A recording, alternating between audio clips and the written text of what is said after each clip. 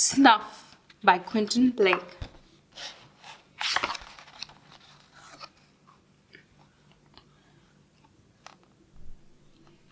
One morning in early summer, many years ago, Sir Thomas Magpie was getting out of bed.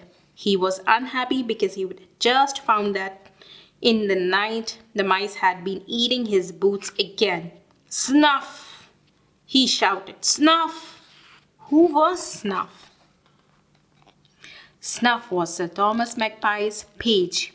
A page is a boy who goes to live with the knight as his servant, and also to learn how to be a knight himself when he grows up.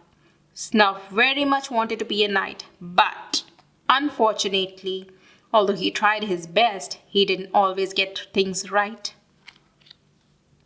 Snuff was sitting on the rooftop in the sunshine, feeding the pigeons. As he scattered the crumbs, his mind was far away, imagining what it was like to be a knight and have all kinds of adventures.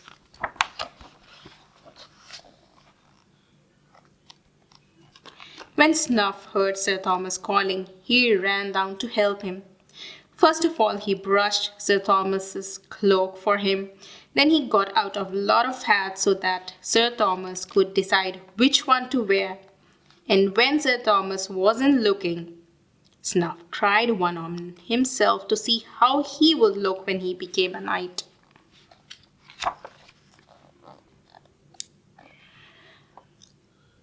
Then after breakfast in the great kitchen, Snuff tried his best to patch up Sir Thomas's boot. While Mrs. Posset, the housekeeper, made sandwiches for their lunch, Sir Thomas was feeling more cheerful now. He bounced around the kitchen telling exciting stories about famous knights and their battles with villains.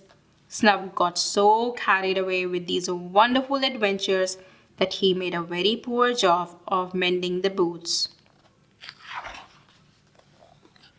Since it was a sunny day, Sir Thomas was going to give Snuff his lessons on how to be a knight out of doors. Soon they were both on Sir Thomas's horse, Flapdragon, and they rode across the meadows and through the woods. They waved a cheery good morning to all the country folk they met. A proper page should really have a horse of his own, but because Sir Thomas was poor and could only afford one horse, and even he was rather bony, Snuff had to ride behind. They reached their favorite place by the bridge over the river and started off with how to hold a sword and sword fights. But Snuff was so excited that he thought of being a knight that he waved his sword too high and it got caught in the branches of a tree. After they had dancing, Snuff took 3 places to the left when he should have taken 3 places to the right. And he put his foot in the sandwiches. And then they had how to bow. But Snuff bent over too quickly, lost his balance, and tumbled backwards into the river. Sir Thomas gave a sigh, and he was wrung the water out of Snuff's clothes. Snuff, he said, at this rate, it will be a very long time before we make a knight out of you.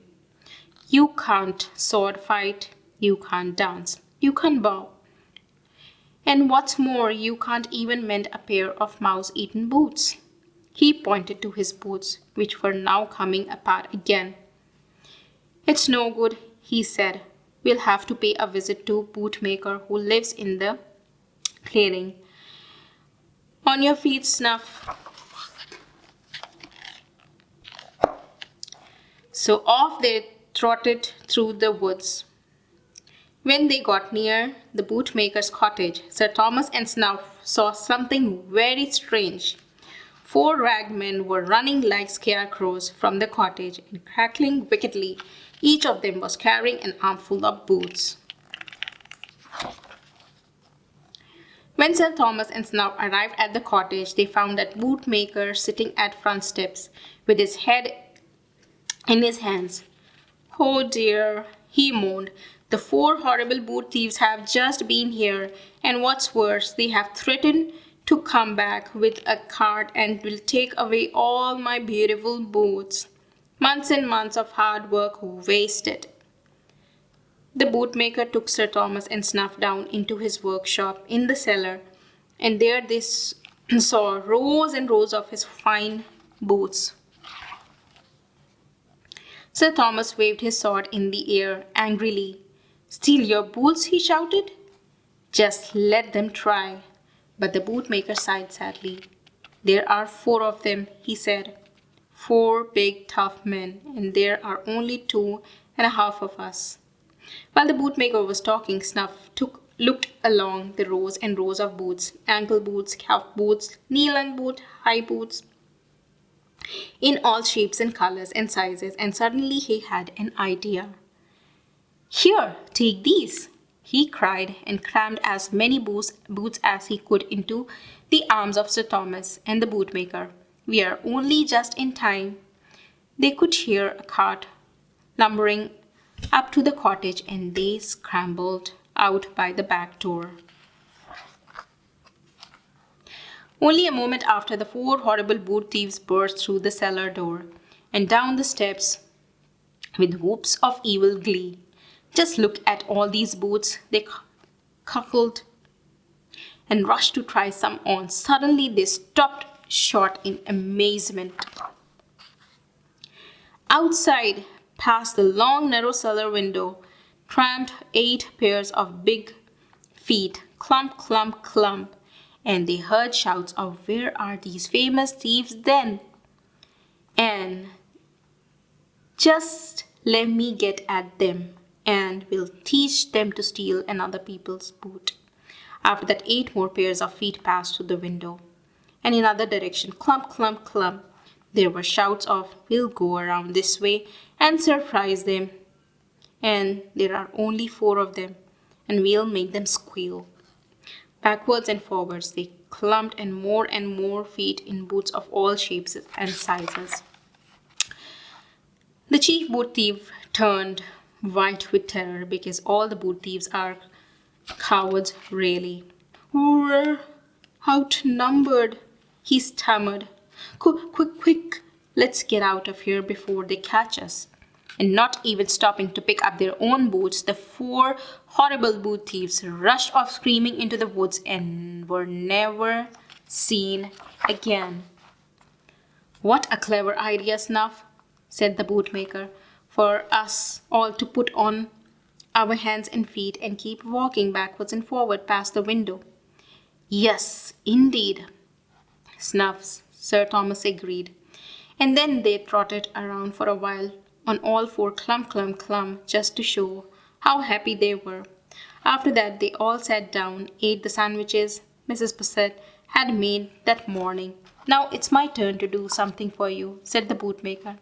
"Boots for life. Whenever either of you wants a pair of boots, you have only to come to me and ask for them. In fact, I can see you both need new ones straight away." Sir Thomas and Snuff were delighted, and they began trying on boots there and then.